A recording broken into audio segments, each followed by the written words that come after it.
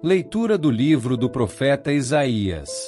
Assim fala o Senhor, o Santo de Israel: povo de Sião, que habitas em Jerusalém, não terás motivo algum para chorar.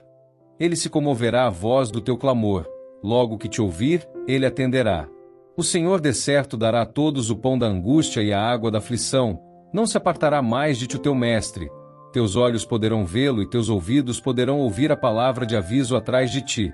O caminho é este para todos. Segui por ele, sem desviar-vos à direita ou à esquerda. Ele te dará chuva para a semente que tiveres semeado na terra, e o fruto da terra será abundante e rico. Nesse dia, o teu rebanho pastará em vastas pastagens. Teus bois e os animais que lavram a terra comerão forragem salgada, limpa com pá e peneira. Haverá em toda montanha alta e em toda colina elevada arroios de água corrente, num dia em que muitos serão mortos com o desabamento de seus torreões. A lua brilhará como a luz do sol e o sol brilhará 7 vezes mais, como a luz de 7 dias, no dia em que o Senhor curar a ferida de seu povo e fizer sarar a lesão de sua chaga. Palavra do Senhor. Graças a Deus.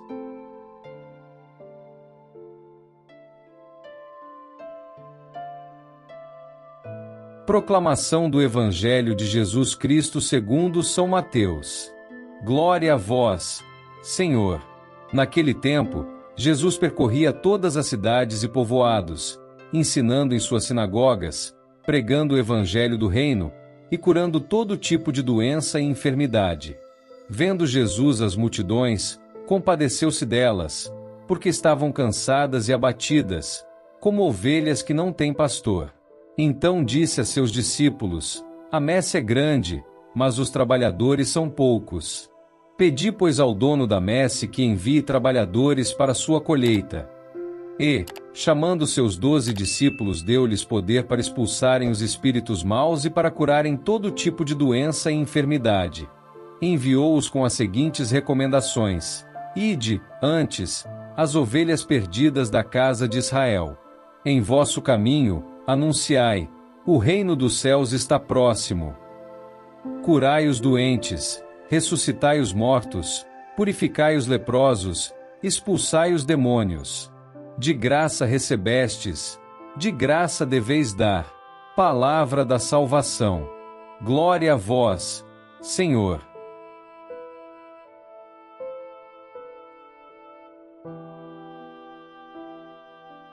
Meus queridos irmãos e irmãs em Cristo, a palavra de Deus hoje nos convida a uma jornada de esperança e renovação, uma jornada que começa com o consolo prometido por Isaías e culmina com a missão desafiadora que Jesus nos dá no Evangelho. Estas passagens falam diretamente ao nosso coração, pois nos lembram que Deus não apenas nos chama para a vida, mas também nos capacita a transformar o mundo ao nosso redor.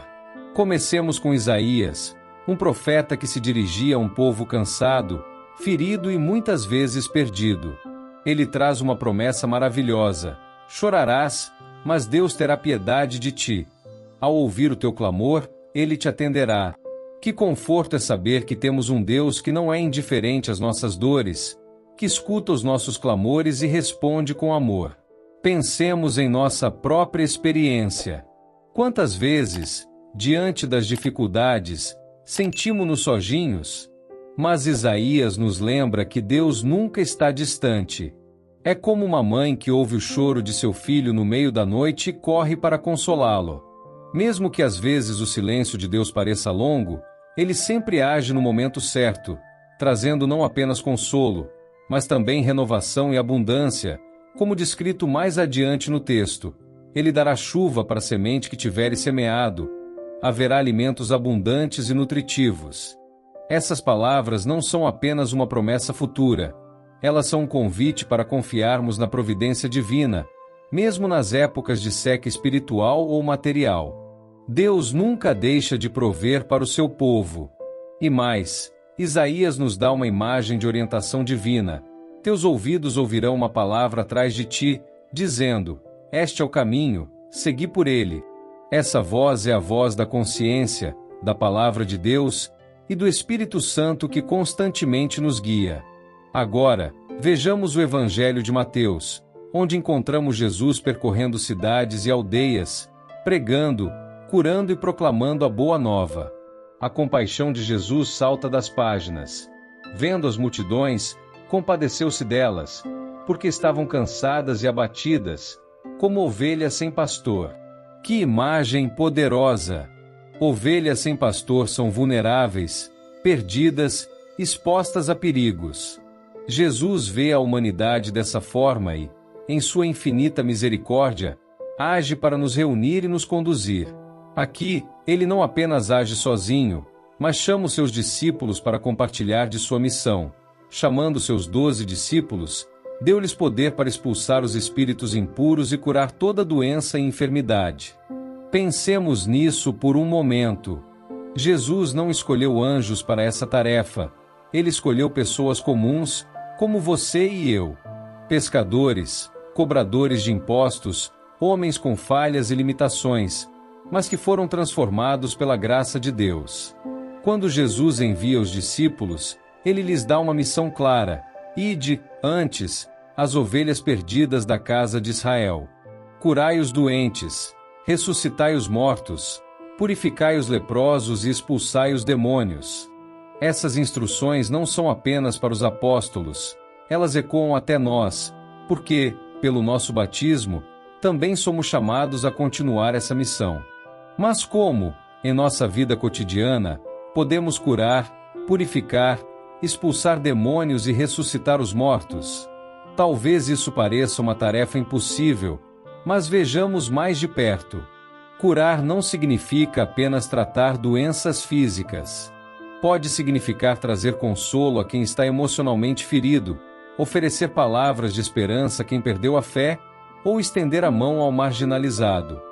Purificar pode significar ajudar a restaurar a dignidade de alguém que foi rejeitado ou humilhado.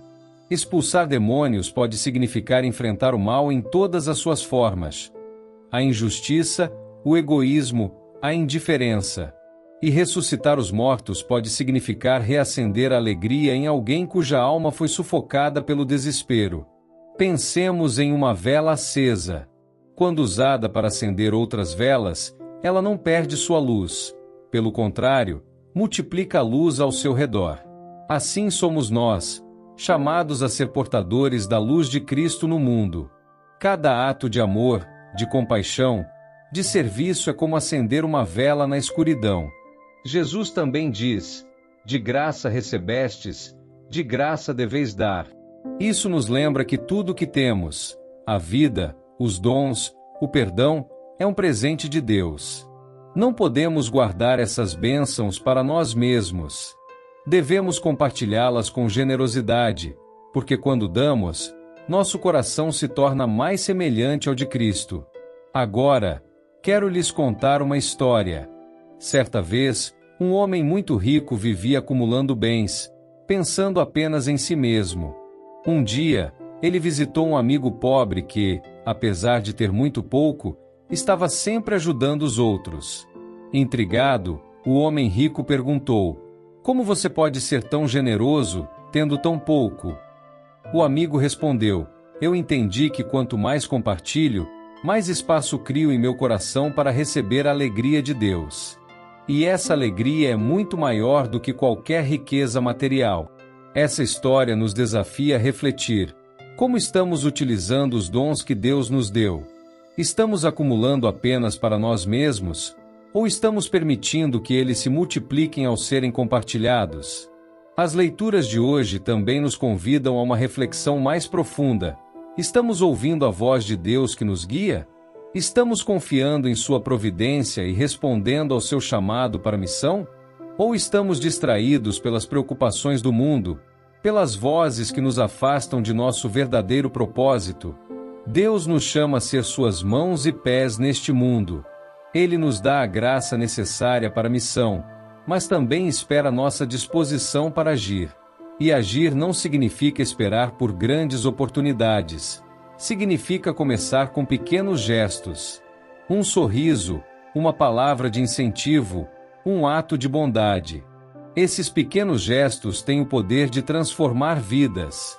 À medida que refletimos sobre essas palavras, quero lhes pedir que tirem um momento de silêncio. Fechem os olhos e ouçam a voz de Deus.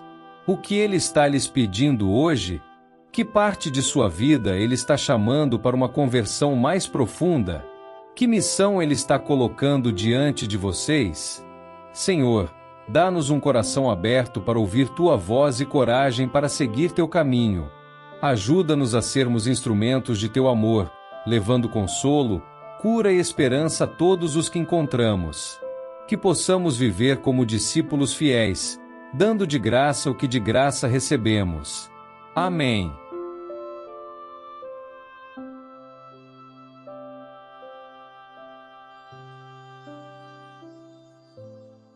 São Miguel Arcanjo, defendei-nos no combate. Sede o nosso refúgio contra as maldades e ciladas do demônio. Ordene-lhe Deus, instantemente o pedimos, e vós, príncipe da milícia celeste, pela virtude divina, precipitai no inferno a Satanás e aos outros espíritos malignos que andam pelo mundo para perder as almas. Amém.